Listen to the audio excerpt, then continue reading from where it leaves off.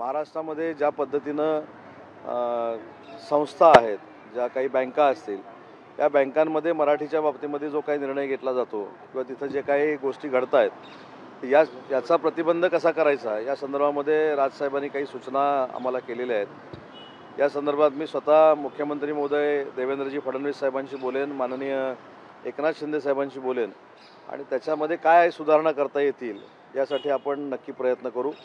मुद्दा हाच होता की अनेक भाषा या महाराष्ट्रामध्ये बोलल्या जातात, अनेक राज्यातली लोक महाराष्ट्रामध्ये आलेली आहेत, त्यांचा आम्हाला देखील आदर आहे, त्यांना देखील आदर आहे, सगळ्या भाषांचा त्यांना आदर आहे।